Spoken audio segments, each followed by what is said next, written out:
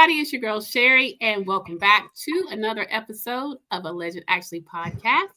I am joined today by my Bravo Bestie, Joey. What's up, Joey? What's up? A lot. Well, you know what? I'm not even going to say a lot. A little bit. But we're going to talk about it. So we'll get there. Just quick admin stuff. If you're new, welcome. Over here, we do reality TV recaps. And every now and again, we get into some pop culture. So if you haven't yet, if that's your thing, go ahead, subscribe, like this live, and please make sure that you comment and engage with us. We'd love to hear from you all, and we'd love to chop it up about all things Bravo. And hit that notification bell so you know when we drop that good content. All right, Joey. We are going to do tonight, by the way, Real Housewives of Miami. Last week, we did a real general highlight, not even a real recap on OC. This week, I just don't feel like it's even worthy of a mention. Joey, your thoughts?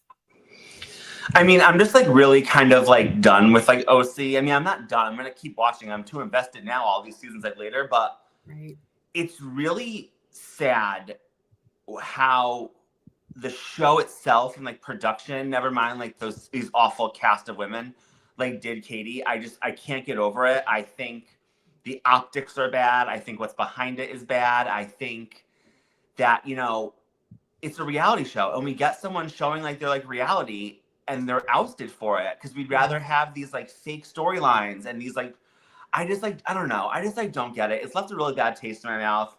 I think it's crazy that they still continued this like narrative. I mean, I know it's not like filmed like live, but that they're letting the show carry on and they didn't try to like figure out a way to like incorporate Katie like at all when like they see like the reaction of like the Bravo like universe and everyone's like so team Katie. Yep. It was just like sad. The episode was definitely a filler episode. I feel like I was bored. I don't know if I'm bored because like Katie's like not there. I don't know what it was. I mean, first of all, let me tell you something. I would 100% pick Heather's sleepover over Tamara's stupid Temecula trip. Agreed. 1000%. I mean, you have a butler in her penthouse in Beverly Hills. Yeah. Like, let me tell you, that is the way. Dinner on Heather Dubrow, my dream. Yes, honey. I would have had the Wagyu beef too. Yes. Plus, like, those women are just like the ones, like, even like their scenes were like lighter. It was, I mean, and I hate Emily. I'm sorry. I can't stand her. Gretchen, you know, we brought you back for one purpose, to take down Tamara. You're really fumbling the bag on that one. But it was just a lighter feel. Whereas like the Temecula trip, like, Jen, like I said to you before we started filming, what a fall from grace. You were a fan favorite, and boy, did you disappoint us. That you did. You know, Tamara, no one wants to hear about you. You are the most vile human I've ever met. Shannon, our good old disheveled Spice, adios. I can't even, like, you had one redeeming season, and then you were like, oh, wait, let me remind everyone why they all hate me. You did. You know, I just couldn't care. Gina, she's unrememberable.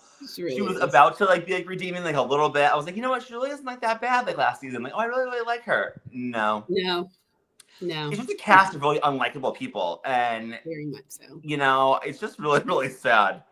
It is. What a shame. I mean, OC is the OGs. And God, what a shame. I was so disinterested. I'm so not invested. I mean, I am invested. Like I said, we're always gonna recap a reunion. Always. Because I mean, that's when you get sometimes you get some resolution, but there's when some things come out. So you'll definitely get the reunion recap, but yeah, this season is a bust. And the only person I'm really watching for is like Heather Dubrow, which I know seems like weird because I hate Tamara so much, but like I really do believe Heather when she says, and like she was the only person that even attempted to check Tamara. Granted, she folded in like, 60 seconds, but at least she voiced some anger and stood on her ground for at least those 60 seconds. There's more to say for the other women. That's true. I mean, they all punked out. Heather did try. Like I said, Tamara did her little, woe is me. And then, Heather folded. But, I think that they really made they fouled up really bad this season. They're feeling it now. We'll see how the reunion goes, but that's kind of all we have to say on OC for tonight, guys. Y'all I can know. right. Although, how great was that set up paparazzi moment with Heather and the girls? Like, I mean, Heather. She never like, first of disappoints. all, I'll be honest. I was Team Heather. I was like, come on, like, you really think that she's going to call the paparazzi on herself? But I feel like she's made herself look so guilty since then. Yes, and I was really rooting for her because I, like, love her. But, like, you just happen to be on, like, Rodeo Drive and you happen to run into this paparazzi that, like, knows people in, like, Orlando. And story. You just happened to cross paths for her to be, like, on camera. Like, she did not call the paparazzi. Come on. Listen, Joey, you know what, though? I thought it was great. I thought it is so Heather. And I thought, okay, I see you. You know what I mean? Good for you. Look, I mean, it's dumb. I mean, it was the most interesting part of the whole show. Like, that really whole episode. Was. I was like, you know what? This is good TV. Right. I was like, good on you, Heather. Good try. I mean, I'm here for it, sis. I mean, you got it like that. It was, I mean, look, keep your narrative going. We're here for it. I am. I'm telling you, Heather Dubrow, I just, like, she can't do any wrong in my eyes. And I know that there are many wrong things, but I really do enjoy her. I like her as a housewife. And a good housewife, a really good housewife, you're not always going to agree with everything they do, say, act, you know what I mean? But they're polarizing. They keep you wanting more. That is Heather Dubrow. I know. And I'm telling you, I do believe one day she will get the change she wants, the jump to Beverly Hills. I think it'll be great for Beverly Hills. Beverly Hills is like a sleeping pill at this point. Yeah. But God bless the women of OC when she, like, leaves. They have nothing. Nothing. No. None of them are just interesting enough to keep it going. I mean, Tamara plays her part. She's definitely the villain. Oh, 100%. But too nauseum. Like, she goes too far. You know what I mean? So everybody's so, you know, soldiers behind her. I just don't see how it could be interesting at all. So we'll see. But we are going to talk now Real Housewives of Miami. The episode, it was season 7, episode 15, Birthday Blues Cruise. The ladies are still on the cruise for a while, trying to get some resolution, and we get there. We see Lisa and Larsa make up. We see Alexia and Stephanie kind of come to some resolve. Okay, so, you know, I was here for some of that. So what do you think, Joey? I always say it's my favorite thing about Miami is that they can be at each other's throats and then, like, come together like no other cast that we, like, have, like, right now. Like, I shouldn't even say, like, right now. Almost any other cast, period. Like, we're never going to get resolved in the OC. We obviously are never going to get resolved in Jersey. God bless us all. No. You never see, like, moments of togetherness really on Salt Lake City, like, anymore. They just, like, their feet are in the ground. This is where I stand. I hate you. And we, like, move on. Yeah. You know what I mean? Like, we just don't really have New York. What a hot mess that was. I would love to know around that, like, table at NBC if they're just kicking themselves for, like, recasting. Because now we're going to recast, like, the recast. I really don't understand, like, what's going on. Yeah. We're losing Jenna Lyons. I don't understand that. She was the only really interesting one. They didn't Thank like God we're keeping Jessel, or I might, like, not watch it anymore. I mean, I do love Jessel. I think Jenna played herself with not showing her relationship and yet teasing it other places. One thing that Bravo hates is that, you know, they sign you up, they pay you to share your live. She said that, you know, her wife, partner, aren't they married now or fiance? Either I don't know. Was not interested in being on, yet they had been on other things. And, you know, I could tell when Andy had her on Watch What Happens Live and on the reunion, he was just not here for it. That's a quick way to get yourself off the show.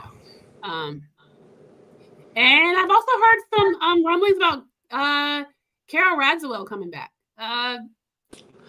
You know, she has this, like, cult following, like, online. People, like, love her. And, like, you know, I respect everyone's opinion because as a Teresa Giudice fan, I get nothing but hate. But Carol did nothing for me. No. Like, I mean, the only, I guess, claim to fame would be, like, she was the only one brave enough to go toe-to-toe with Bethany, which is, like, fine.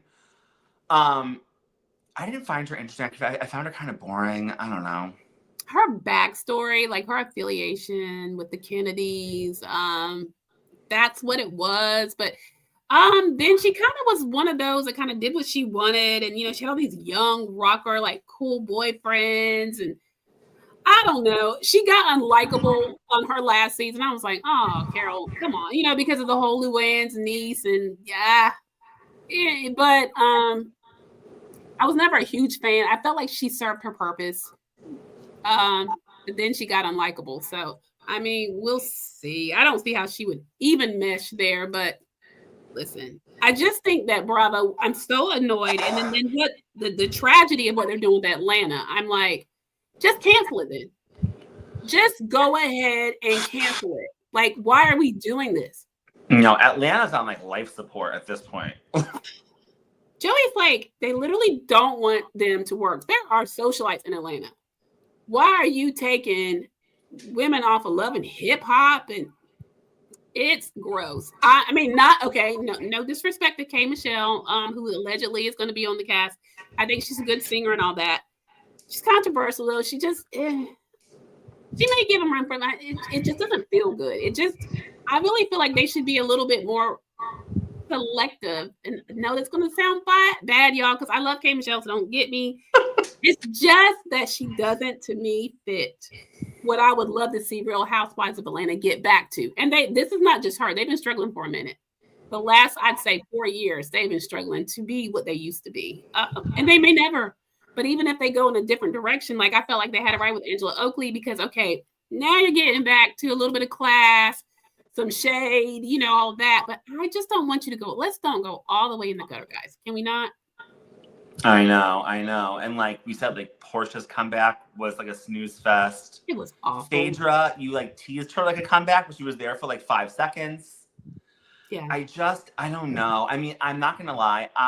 Again, unpopular opinion. I've learned from online.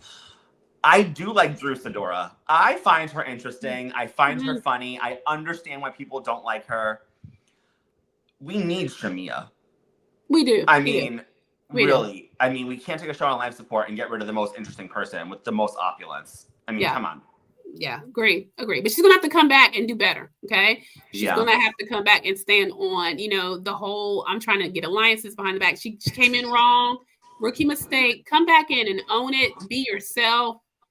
And don't worry about being a Portia shadow. You got the peach, baby. Go ahead and I know. Do your thing. Like, and people liked her more anyway than they liked Portia. They absolutely did for 1,000%. So I know, but now that we're off our ADD journey, yes, we finally had that moment of togetherness in Miami that I like live for, that I like love. I mean, I honestly feel like, and I really hope that they like continue, like do not mess with the Miami cast. It is perfection. It is. I mean, we can get rid of Stephanie. She's not part of the cast I'm talking about. Oh, yeah. Yeah, but the rest of them, even vile, miserable Larsa, keep her. This dynamic is good. It works together. I mean, I dislike Larsa. She's probably in my top 5 least favorite housewives of all time.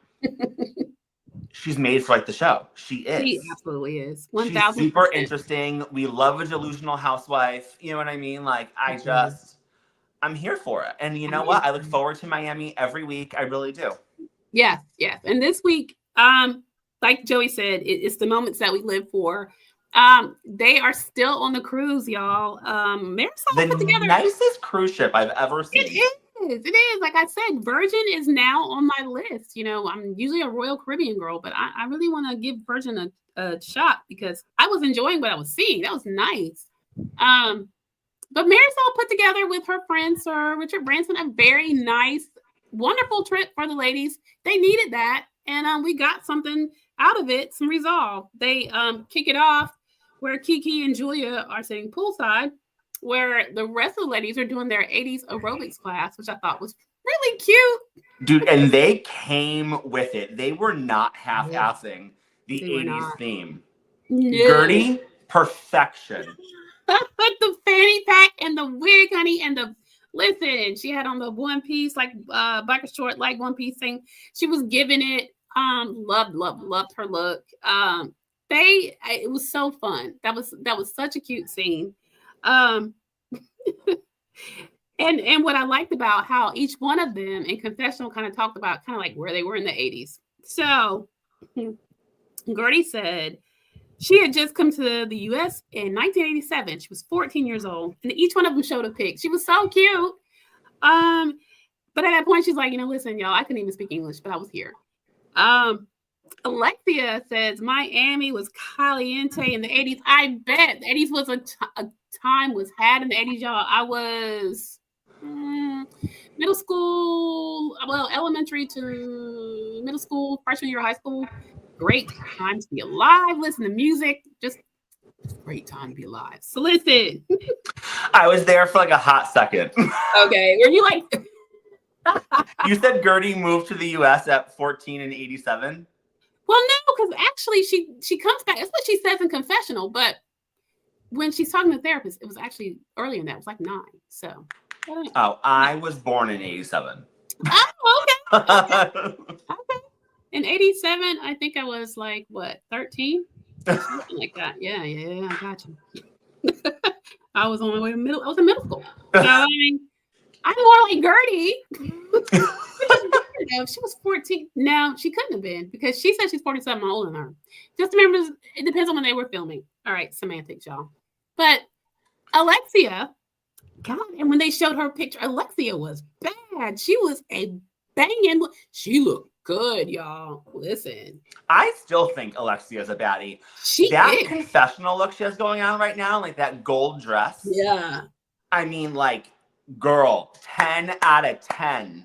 1000%, honey. You got it. She looks good. She looks so good. She does, y'all. She said back in her 80s time, she was dating a cocaine cowboy, but she didn't know he was a cocaine cowboy. I'm like, girl, come on.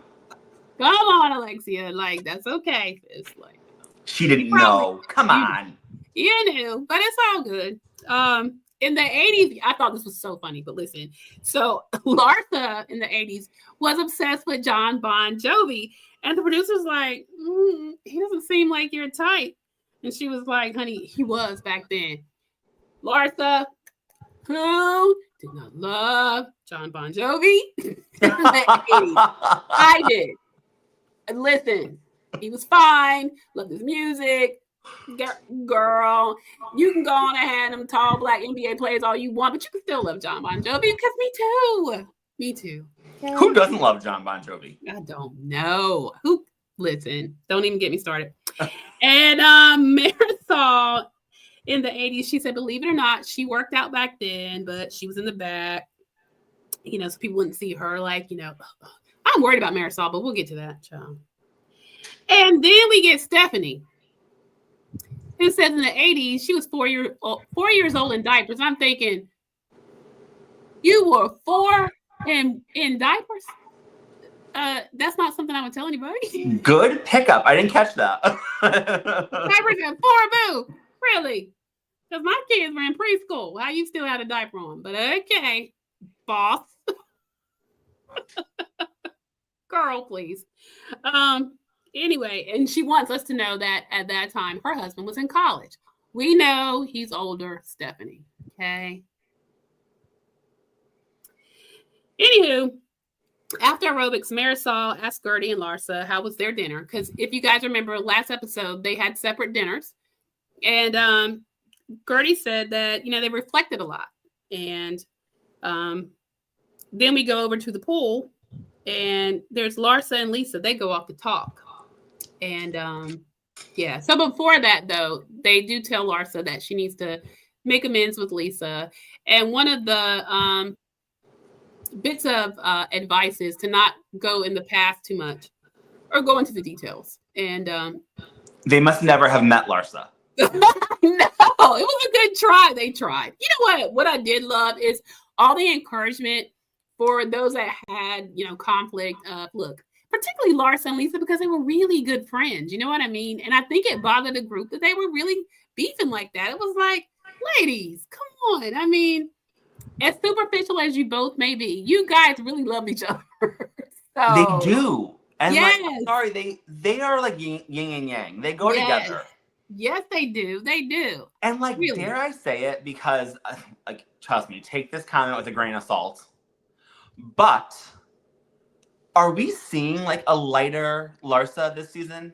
I think so. Like, right? Do. Like, I feel like I was like watching and I was like thinking like, she really hasn't like sent me over the edge this season, like at all. No. She really hasn't been like venom dripping off her teeth, like vile, like normal. Like, even like the talk with Lisa, which I know we're about to like get into, she was way more like demure than we're used to see. She was like, she actually like took a breath and like listened, didn't like talk over her like the whole time. And I was like thinking like, wow, she really hasn't like annoyed me at all this season compared to previous. No, she really hadn't. I mean, you know, she kind of got on a tangent with the whole unfollow Marcus and all that, but that's just Larsa. And it is, but at the same time, like I agreed with her. No, me too. Like, if it was my friend, it would be nothing. We're literally fighting about following someone. And Lisa, it's not your friend. It's not your boyfriend. It's your friend's ex. Like, is it that important to follow Marcus Jordan? Like, hit the unfollow button. Right. This is your best friend. If that's what she's asking you, which I feel like is very little, I think so. Do it. Just do it. Right. It's not that hard. I mean, that's your girl. You should do that. I mean, and I would anyway. What interest do you have in him now that they're not together? Right. It wouldn't even make sense. So, but they they go off and talk and they go through their issues or whatever. And I think, and Joey, what did you take of the talk? So they both got a chance to articulate what bothered each other about the other. You know, from Larsa's standpoint, she was like, you know, you cut me to the bone. Like, you know, for you to repeat that, I paid paparazzi to take that picture of Marcus, and I know. But again, like, this is like, their friendship is like legit. Their friendship is deep. This is what Larsa's focusing on, a paparazzi story. Like, girl. I know. Like, when she said cut her to the bone, I literally was like thinking, I'm like, God, did I miss an episode? Like, what did Lisa say that cut her to the bone? She meant that thing, though. Like, she had the visceral emotion on her face. I'm just saying. I know. But you know what? Like, at the same time, like, Lisa's like just as petty. So, like, I mean, what was there to really talk about? I mean, I don't know. You know, Lisa didn't want her to bring up Jody anymore. And, but at the end, you know, I was like really proud of both of them. Like, they both weren't just like a couple like squawking hens, like back and forth where you couldn't even like hear what each other was saying. You know what I mean? Like, it never got heated. They like listened to each other. I mean, and this is what we want. I want Larsa and Lisa to be friends. Me too. It's fun. That's the group dynamic. That is they're best friends and they're best delusional friends together. For real, they are. And it was nice to see them, like you said, no yelling and screaming. They like really were mature and got down to resolve and made up with each other, and they genuinely love each other. So that was really nice to see. I agree. So then Marysol has booked the ladies a spa day. She's really doing her thing on this cruise, honey. And so, yeah, and then she is. It's a good trip. She has all the things planned. It's flowing right. And everything's going in the right direction. She also lets them know that later that evening is going to be dinner and that they're all to dress in red because it's the Scarlet dinner or it's Scarlet night.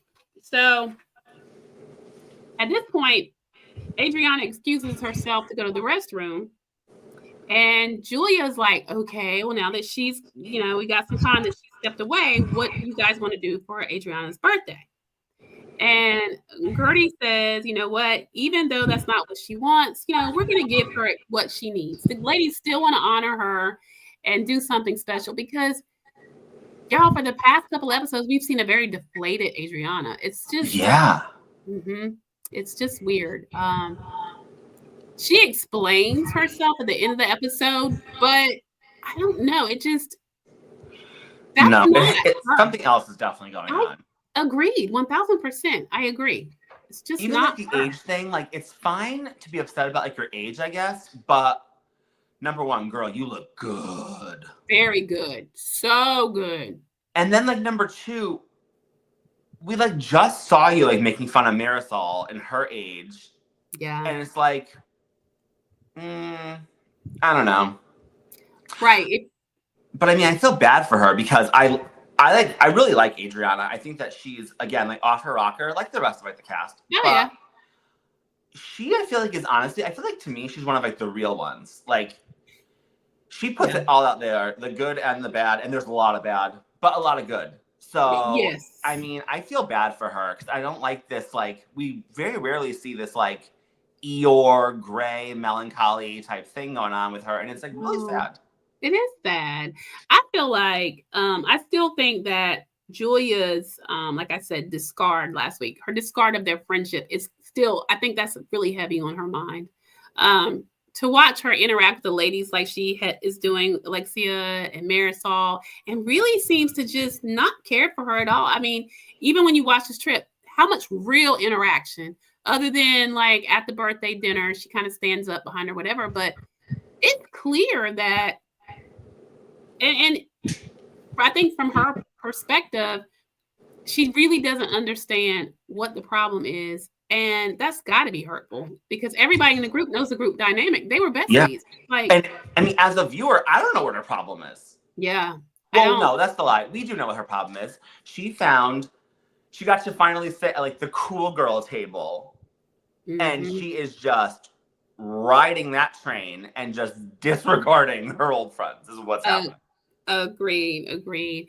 And you guys out there, you let us know, what are your thoughts on Adriana's kind of like, deflated, quiet, just defeated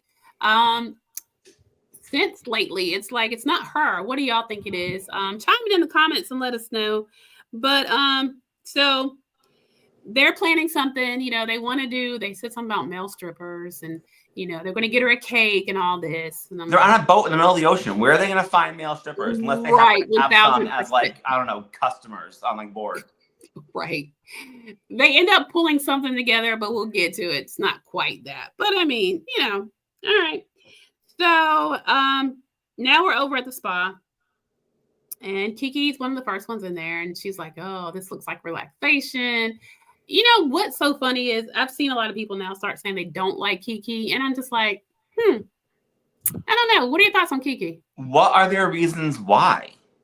Some people said that they don't find her likable because she pans more to Alexia, Marysol, or that she kind of goes with the wind. Like, she's not like a faithful friend to Guerdy. I don't think that her and Guerdy were ever like uberly close any more than the other. So I'm not sure what they're looking for, but I like Kiki. I think Kiki is the comic relief of the show that we need. I think Kiki shares a lot of her life. She does. And to speak to that though, I mean, her and Guerdy were never like exceptionally like close. No. I mean, Kiki came on as like BFF with like Larsa anyway. So like, right. And like Larsa and Guerdy were never like that close. So like, I don't know. I really like Kiki. I think that she brings a lot to like the show. I think that I still don't understand why she's a friend of. I know. But you know what I found out? She's putting in those hours as a full-time. She's definitely putting in the hours, but I found out, and I mean, I don't know, Joey, but I'm now starting to watch different podcasts, the Her Dat whole echelon. They have tons of them under that umbrella. Anna, that used to be on the show. Quiñones? Yes. She's on there. They do a show particularly, and they do a lot of Miami, of course, because she was on there, her and her co-star Ace. And number one, she's not a Kiki fan. That's why I brought it up. And a lot of them that chime in aren't. Ace, her co-star is. But she was saying that, Marysol is a friend of, and I thought she was a full-time housewife. She's not in the opening credits, and she's not standing there during like when they're doing like their pose thing. They give her so much airtime, it makes no sense. And they said that even like the producers call the Friends of Miami super friends. So I'm like, why don't y'all make them full time? I mean, they are carrying storylines bigger than the full-time housewives. And they're in every scene. They literally are, as far as filming and storylines go, they're equals. Completely. They host events They go on every cash trip. They're everywhere. It makes no sense to me. It makes no sense for a friend to host a trip and to do all the things that Marysol does, and then Kiki is everywhere. I mean, it makes no sense, y'all. I really okay. I mean, she has this whole storyline with like her dad and her family like this year. I mean, she's really putting her like life out there, and you can't even like give the woman. What do they hold? Do they hold cocktails? Yes. Yeah. Give the girl a cocktail in front of like that palm tree. Like, what is happening? 1000%. Like, if I was Kiki, that I would have to have my management, attorney, somebody renegotiating a contract. It's time. She deserves it. Just saying. So when they're at the spa, Marysol suggests that Kiki order a Harvey Wallbanger, and it was so funny because she was struggling to say it. Okay, Joey, because I am not astute at mixed drinks. What is a Harvey Wallbanger? I've been a bartender for 18 years. I've never had someone order that. I've never made one. I have no idea what it is. I'm being honest with you. Okay, because I was like, okay, I'm so going to ask Joey because I have no clue what that even is. I've heard it before, but it's just so old school. Like, who does that? I mean, I honestly have absolutely no clue. Let's see. You can keep talking. I'm going to look it up. Okay. Why do you look up what the Harvey Wallbanger is? At this point, we find out Lisa and Larsa have made up, and they come and join everyone hand in hand, which is a much more beautiful scene than the dumb one that we saw last week of Gretchen and Tamara skipping hand in hand. This was an actual, real friendship makeup, and it was really nice to see. Did you get the Harvey Wallbanger, Joey? This says it was first of all, it was popular in the 1970s. So there's our number one. It was old. Yeah. Like Galliano, like liqueur. I don't even know places that really even have Galliano anymore. It's like very rare. Like, my dive bar I work at has a bottle, and I swear to God, it's been there since the place opened, like decades ago. Vodka, orange juice, Galliano. That's it. Oh my gosh. Okay. That doesn't even sound appealing, but interesting. All right. Well, Marysol, you need to like bring your drinks into like the 2000. Well, honey, listen, she knows her drinks. They are very up to date. I don't know why she wanted Kiki to have a 1970s drink.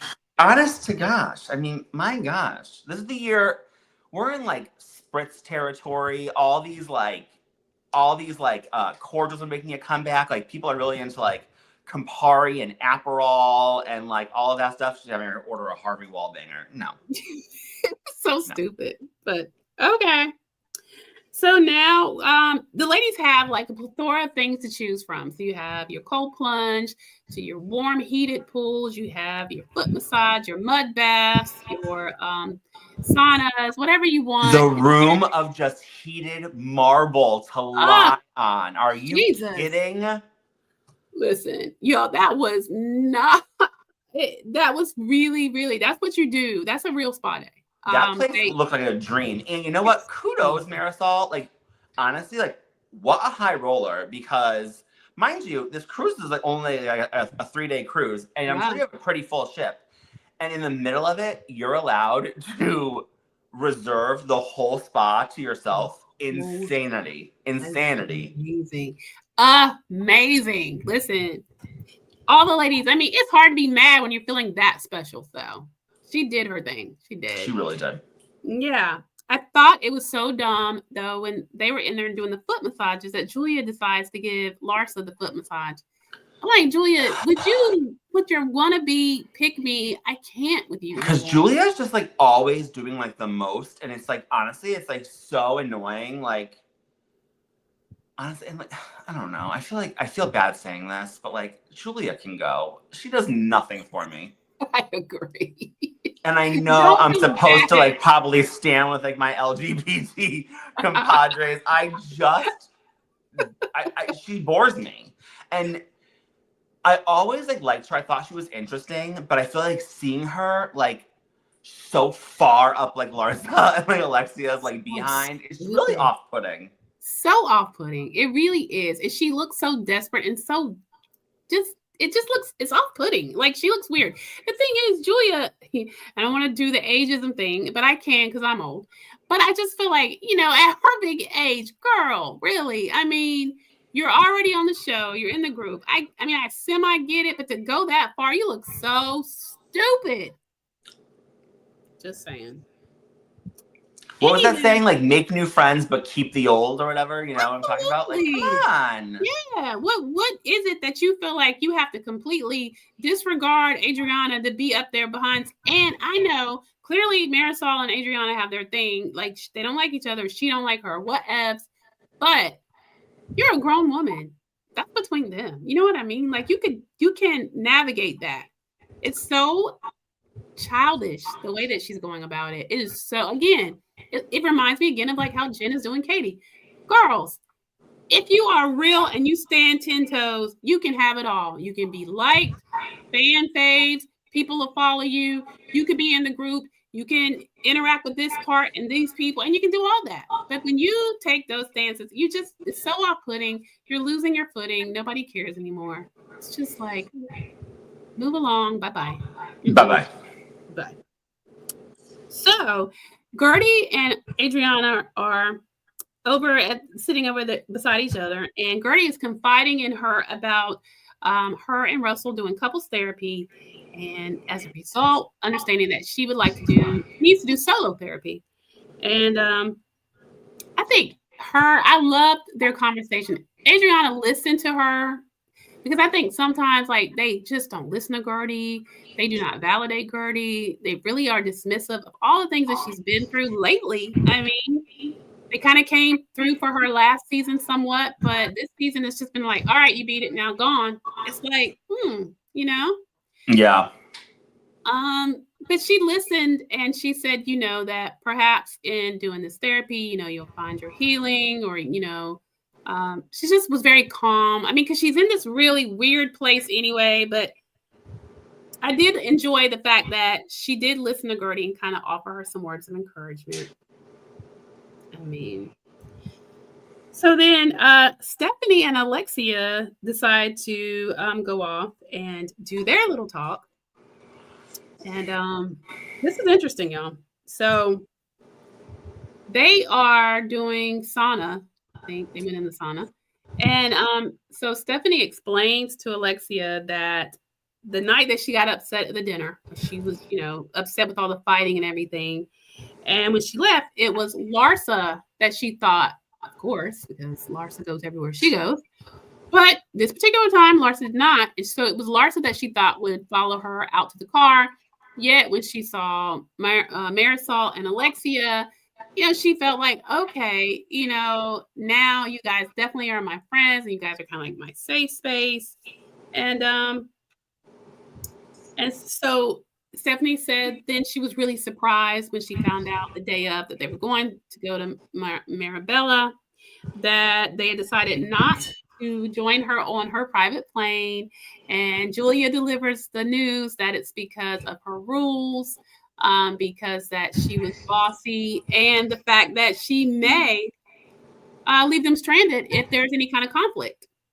So, her words. They were her words, okay? And so she said, you know, well, Alexia said, we do think you're bossy. And I was like, that's Alexia. I mean, she's going to do anything. She's going to say what she thinks and stand on business. She sure does. And I mean, without even a breath, we do think you're bossy. And I love how Alexia always does that.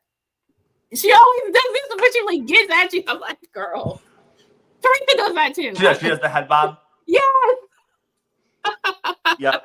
I'm telling you, I like live for her. I love her so much. I know. So funny to watch.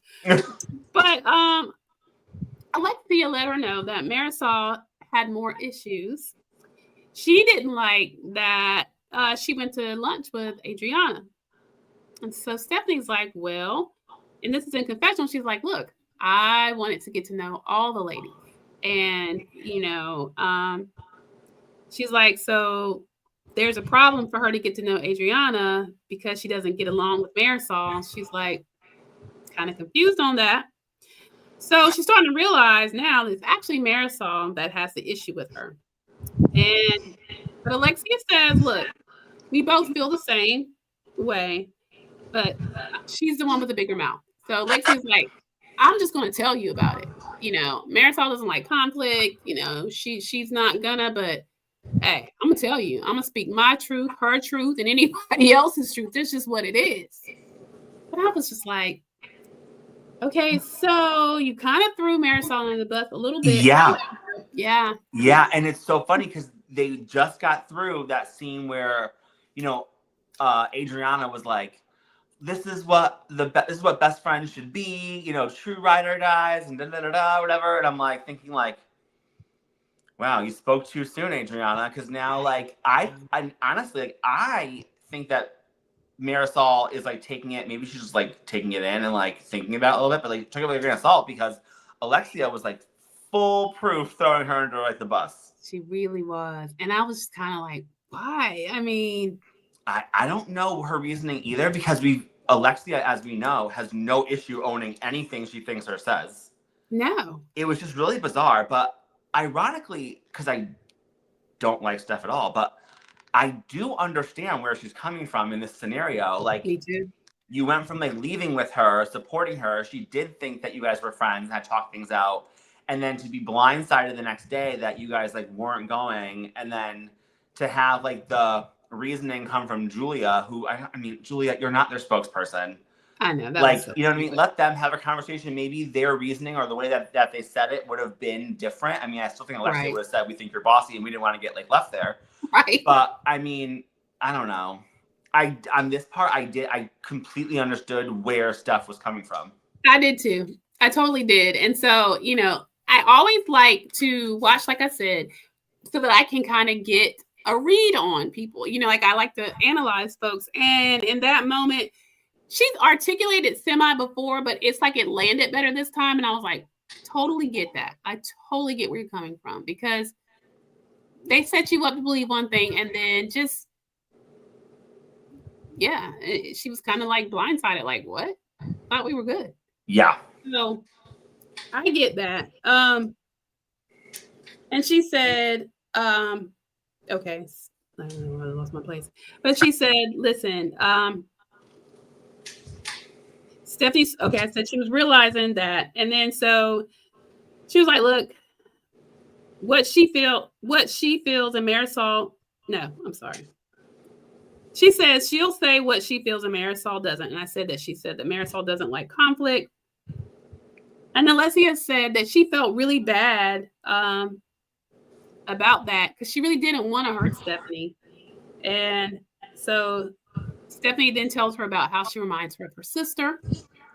And they kind of bond over the fact that they both have sisters. Well, Stephanie actually has two sisters that she doesn't really speak to. Yeah, both are her sisters.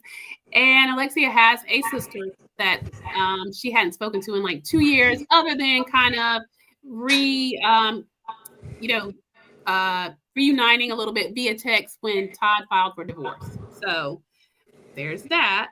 And then they kind of were like, well, you know, maybe I could be the sister that you don't talk to, and you could be the sister that I don't. But I thought that what I found interesting is when they flash over to the scene with the other ladies, you know, Marysol's like, oh, I'm really worried. I haven't heard anything. They're in the soundproof area, so we don't hear any yelling. I feel like she could possibly be afraid her spot's being blown up. You know what? Interesting. I didn't think of that, but I think that you are right. My thought was, she was like, oh, now they're going to be friends. I'm going to be like the outcast, you know, da-da-da. I want to be like, I wish you guys could hear because your friend is throwing you under the bus full force. She really is. She really is. And you know like, for what? How long do we think that this like little kumbaya is going to even like last? It's not. So that's what I can't figure out the angle of why Alexia felt like she needed to do that. Unless, because her and Marysol are really, they're sound. I mean, even, and this is an ADHD moment, but when they were on the girls trip, yes, Marysol got on Alexia's last nerve, but they're almost like sisters. So that's not, you know what I mean? That doesn't, that's not abnormal. So it's like, even if Marysol's got on her nerves, because I don't think Marysol or Alexia enjoys the fact Marysol is not Team Todd and is kind of not letting that go. I know that that's not sitting right with her, but wouldn't be the first time that they don't agree with something and they still stay friends. So I don't know. But so at this point, Stephanie says she never meant to hurt her sisters nor Alexia, and she knows she needs to work on her delivery. And this is just her repeated theme. She realizes that, and so they work it out. All right, now all the ladies are getting ready for dinner. They're all getting ready in their red attire, and they're gonna have they have Scarlet Night. So Lisa is the first one to arrive again, y'all. Is this nautical Lisa though, or is this I like know, the real I don't Lisa? know. Right, because I mean, but she's on the ship. You know what? I'm gonna give credit where it's due. We're at 2 dinners now. She was like one of the first to arrive. She was first this dinner. She was very first this time. She has a time game plan down pat now. I mean, she does. She's got it down. You know what? Kudos, Lisa. We'll take the small victories. We will take the small victories. She was down there, and then Julia, Larsa, and Stephanie join her. And she realizes she's got everything timed. So we've come to find out it takes Lisa roughly around 2 hours to get ready. So now she can plan for it. That's the game plan. Okay, Lisa. Then Kiki, Marysol, and Alexia arrive next. Then Guerdy and Adriana. And Guerdy's outfit. I thought no. Larsa was right when she said that Guerdy looked like she was getting ready to go to a swingers event in Fort Lauderdale. I was like, listen. Oh, like Lady Gaga, like the VMAs. Yeah. Like, no. It was just like, girl, that was a little too much. Yeah, it's not a 50 Shades of Grey party. It's a red party. I know. I was like, okay, Guerdy, because I mean, she likes to push the envelope with her fashions. I follow her on Instagram, and a lot of times I'm like, oh, you slave with that, Guerdy, and she'll be like, thanks, and I'm like, oh. Like, we screenshot this. She's very engaging, and if you give her a compliment, she will say thank you, and she'll definitely get back at you.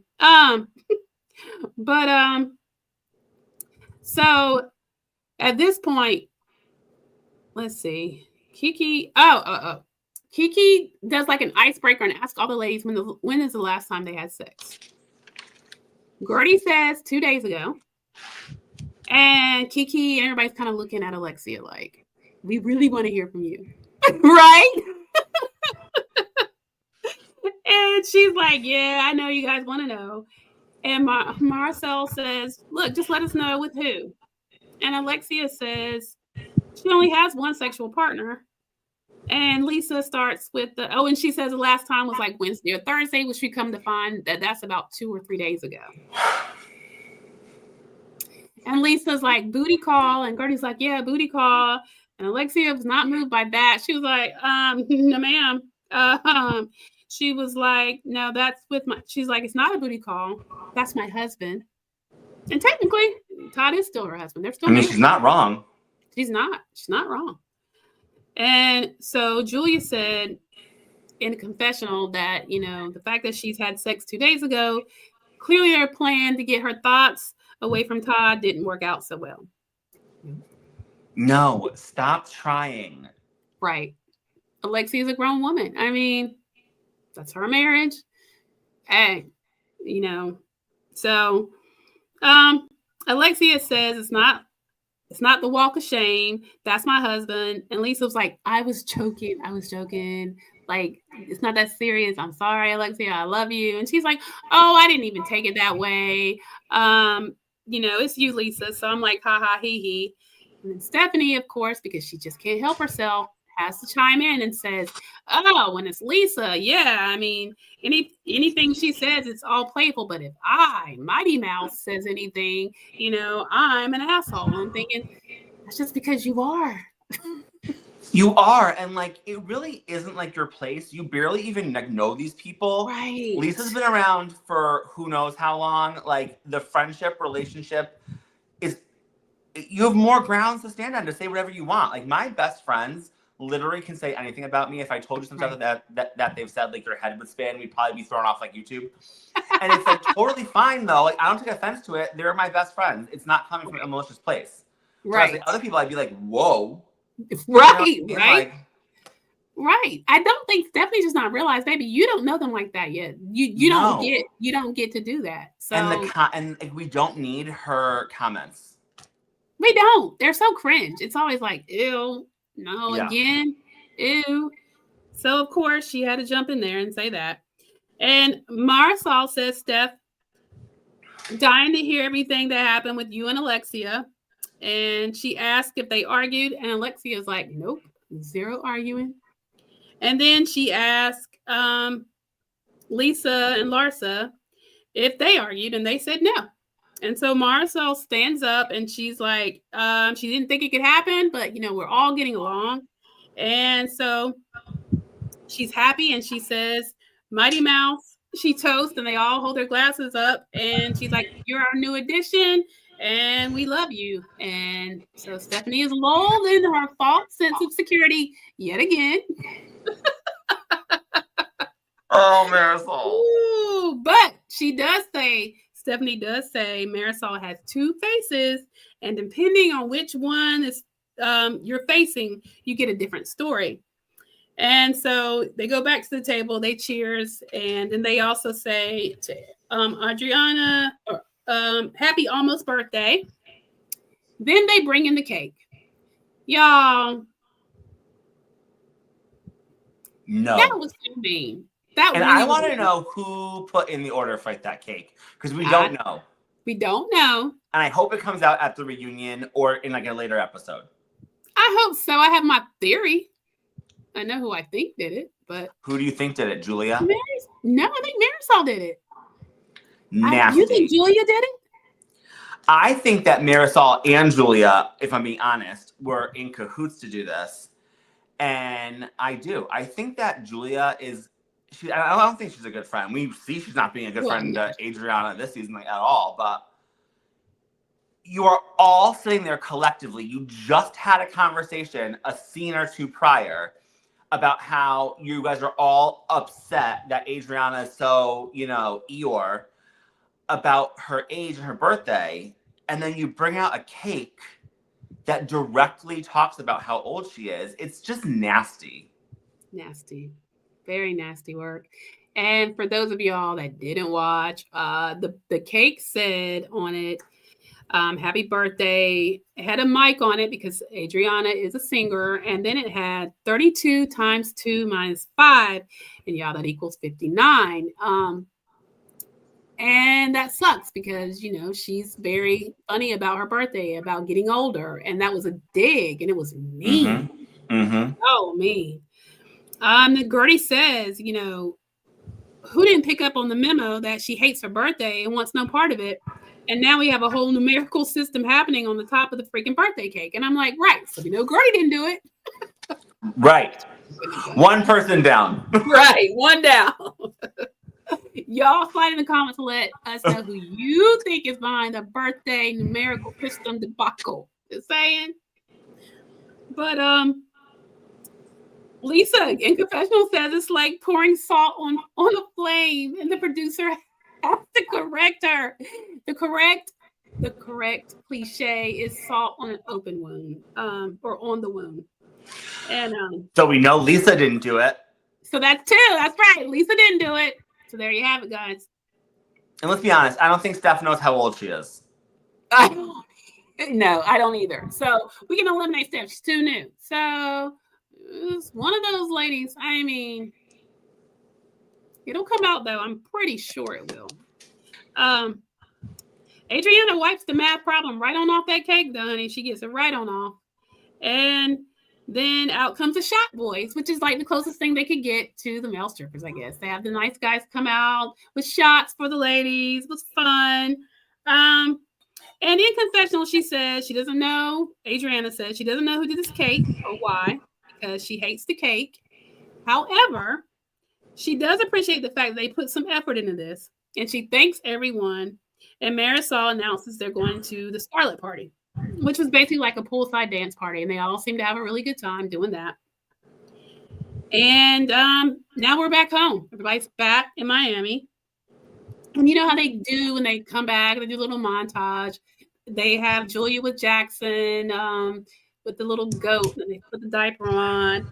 They have Logan, who is 9 now, getting a haircut. They've gotten so big, Lisa's kids. You get to see them. Crazy. Right? He is like, he looks so different. They are so big, and Elle is 5. I'm like, okay. Because they are so cute. They were so cute and so precocious. And to see them, I mean, you have a whole different Logan. He is a big voice in that chair. Like, listen, keep my hair together, right? And so then, y'all, we see Guerdy and Russell. He's taking Guerdy to her therapy appointment, which is so sweet. Gosh, love Russell. I'm telling you, 10 out of 10. 10 out of 10. Yeah. So she goes into her therapy appointment, and walking in, she's automatically at ease. She kind of feels like she's at home. It's very zen, kind of clean, like nice, the way you would expect a therapist's office to be. She sits down on the couch and she tells her therapist, because the therapist is like, okay, tell me why you're here. And she's just like, she's here because of suppressed emotions that are starting to show up when she thought they were a thing of the past. And she didn't realize it was trauma until her husband pointed it out to her. And she tells the therapist that she also had beat cancer, and she's a cancer survivor, and she's been cancer-free for a year. And the therapist wants her to go back and kind of talk about her early years. And this is when we find out that she came to the U.S. to stay with family members that she did not know, her and her brother. And because they didn't have the appropriate paperwork or whatever, they couldn't go to school for 3 months. So in that time, they were kind of like locked in at the house. She said she could count on one hand how many times they went outside.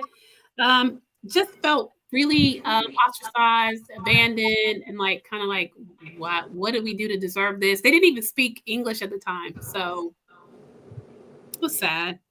And so then when she was able to go to school, she went by her first name and I don't know if I'm saying this right because she said it kind of fast, but it was Alicia Bach. And she got picked on for that name, for the way she dressed and the fact that she couldn't speak English at the time. So I guess we kind of get a glimpse into she when the therapist asked her, you know, how that kind of trauma shows up now, she kind of said it resurfaced when Julia threw the water on her, and kind of all the ladies, you know, some actually laughed and kind of were not on her side. She felt bullied, isolated, abandoned, all those things all over again. And it makes sense, you know? Oh, 100%. Yeah. And so, you know, she has some resentment towards her parents because now that she has her children, she's looking at her son, Liam, who's 11, and she's thinking at 9 years old, I could never drop him off anywhere, you know? And I get that. I as a parent, I get that. You're looking at your kids at different, I couldn't either. So then you think, what is going on with you? However, she does let the therapist know that it's not something that she really has been able to talk to her parents about. She kind of just keeps it inside. And it's just something that that the therapist says that they're going to be working on down the road. So we get a glimpse into a little bit more about Guerdy. She kind of now that she goes by Guerdy, and Guerdy is her brand. It's kind of like maybe her persona, but there's still got some trauma she's dealing with. Any thoughts on that scene, Joey? No, I thought it was just like really sad. Like, yeah. I mean, her story is like really touching and like heartbreaking, and I can't imagine, because I feel like school in general is like such like a polarizing place. If you could speak the language, if like, you know what I mean? Like you were fully in depth and like knew like what was going on. So I can't imagine having to deal with it being in a new country, being away from your parents, not speaking like the language. Like I just can't imagine, you know? And for her, I find it fascinating that it's the first time she ever went to therapy by herself, considering her upbringing. Like, I'm surprised it took so long, you know? Yeah, I agree. I'm glad she's doing that, though. With all she's been through, to include the cancer, I think it's going to be good for her. Then we go over to Alexia and Frankie there, joining Marysol and Steve for dinner. And Steve is fixing some of Frankie's favorite things. When they come in, she offers Alexia a drink, and Alexia opts for some wine. And Marysol's like, it's cocktail hour. And what I thought was interesting, and you know what I'm getting at, Joey, is when Frankie says, hey, Marysol, hey, a little bit drunk. And Alexia steps in and interprets for him and says, so you mean take it down a notch? So he was basically telling Marysol, hey, I don't want you to get all drunk and crazy this time. And I was like, I mean, the woman has to be like 95% alcohol. I mean, I wouldn't put her around a flame. I wouldn't either. I mean, she drinks. She's always got a drink in her hand. Now, granted, this is while filming. We don't see her all the time. But this is not the first time it's even been discussed. If those of you that have watched Miami when Adriana wrote the letter from her liver, yeah, it was. She drinks a lot, and then now we're looking at the fact that you don't see her eat very often, if at all. So, which also comes up. They're at the table, and her plate is noticeably empty. And Alexia says to her, are you not even going to have a little bit of salad? And she's like, no, I had a big lunch, and I ate vegan cheese, and I'm full on that. So I'm just like, okay, girl. It's just weird if you invite someone over for dinner and like you literally sit there with no food on your plate. Oh my God. There's this like BBC show that me and my cousin like used to be like obsessed with called Absolutely Fabulous. Do you know what that show is? I don't. It is way ahead of its time. It was so funny when we were growing up. And it's these two British women and they are just disasters. One owns a PR company. The other one works in like fashion. They're never at work though. All they're doing is drinking and doing like drugs. And there's this, and one of the main women, the friend of, her name is Patsy Stone. And Marysol is her in real life. She never ate. They would joke about it on the show. And one time they were at like Christmas dinner or something. And she was like, may I have some? And the whole table was like, and they gave her this like microscopic piece of ham. And she like took the littlest bite, and then like her body was like convulsing because she didn't know how to like even like swallow like food. But all they do is drink, and I was like, wow, she is the real life Patsy Stone. She is. I don't know how she does it because she's already small. I mean, but really, we never see her in a confessional without alcohol. We never see her on like a reunion stage without a cocktail. I mean. Never.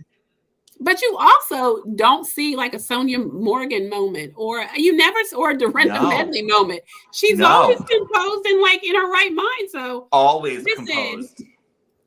I don't know how she does it, y'all. Listen. But I know. She's one of the wonders of the world. She truly is. Because if it was me, I would be somewhere fell out. I couldn't hang. I can't hang. I couldn't hang. And I'm a much bigger woman than Marysol. So listen. Couldn't be me, but okay. So at this point, she asked Frankie how his brother is doing, and he said, oh, he's excellent, he's good, and they're talking about Peter. And Marysol asked if Alexia has talked to him about where he is with Todd. And she's like, no, this all happened so fast. I haven't really had time to talk to him. I think Alexia she just doesn't want to just go there. She wants to stay with Todd. They need to let her figure it out in peace. And she just doesn't want to be prodded on that. You know what I mean? I don't.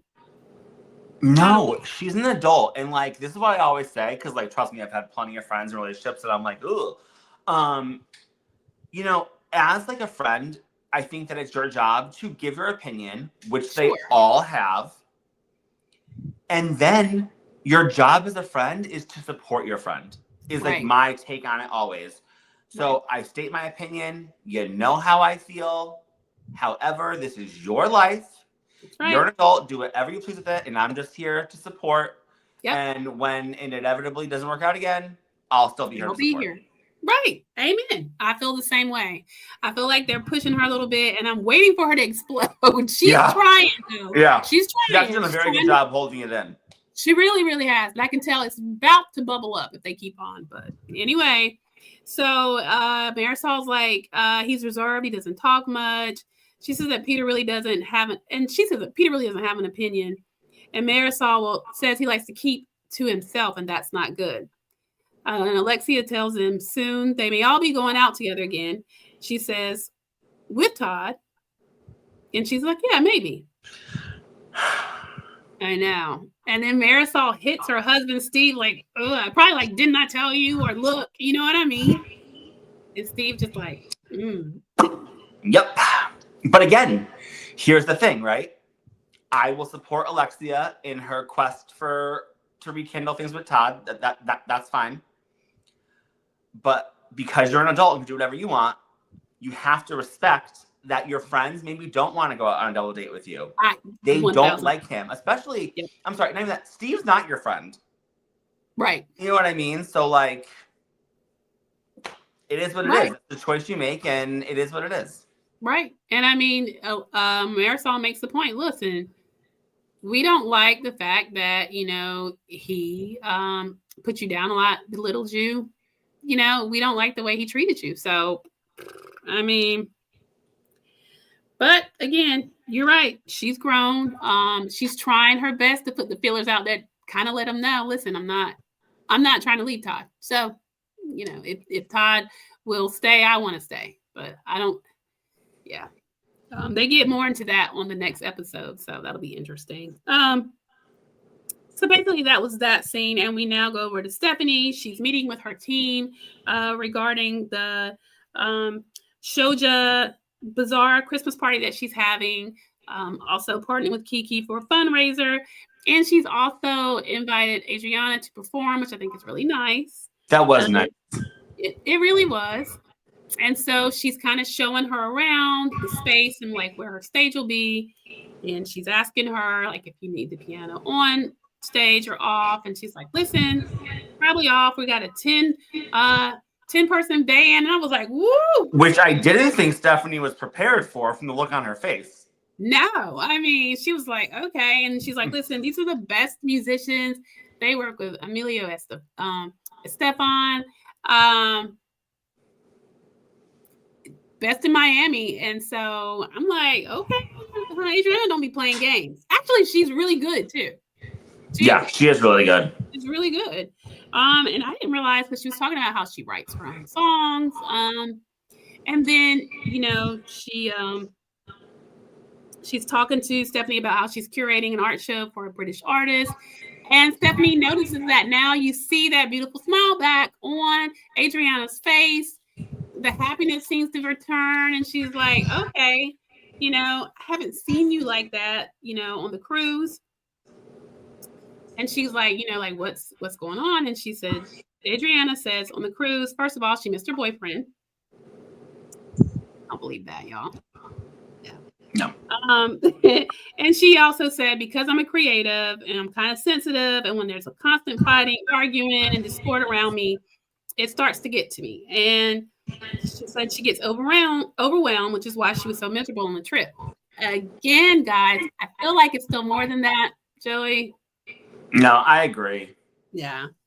It wasn't like, oh, the other women were fighting. I felt like, no, that was not what was happening. No, because she's been around that plenty of times, honey, and she does not care. So I'm just like, it's more to it than that. For real. So Stephanie told her about her talk with Alexia, and that she mentioned in the sign that Marysol was really upset with her, that her and Adriana hit it off so well. And Adriana said that it's so immature, so high school, so sorority type of situation where they just have their little clique. Stephanie then says, Alexia said that Marysol is the one behind it, and that Alexia was just the mouthpiece. Well, Stephanie found the right crowd for this conversation. Yes, she did, because Adriana is eating it up, or she feels validated because she's like, okay.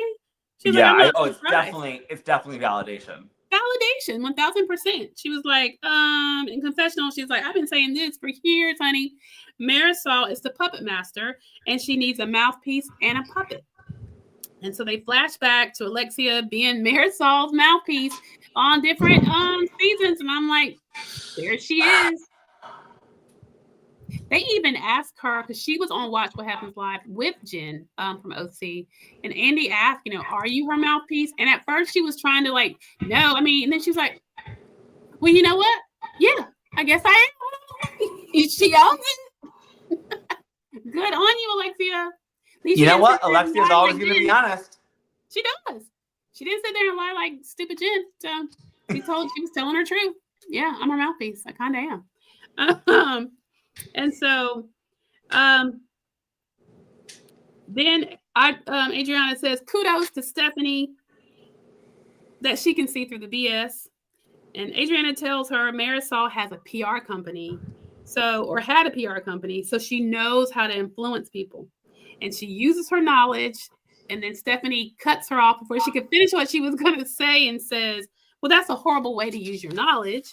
And she says, and this I didn't understand, Joey, so please chime in. She says, how mad are you that you didn't go on the plane to Marabella for Julia's big announcement when I had given her the seat next to me? But now I know who I'm going up against. My thing was, girl, why did you try to put that plane back in there again? Because that's literally all she has to go off of. Because I don't find her very interesting, and she's definitely not a good fit on this show. No. Honest to God, if we can get through one episode without her talking about her private jet, for real, I might have a heart attack. She is just the most exhausting, and we're in a group of exhausting women, and she is just, she's unbearable, if I'm being honest. I can't stand her scenes. I want to fast forward through them. Yep. I don't find her interesting. I find her very unlikable. It's just, I'd rather watch Larsa. It's just unbelievable. It is.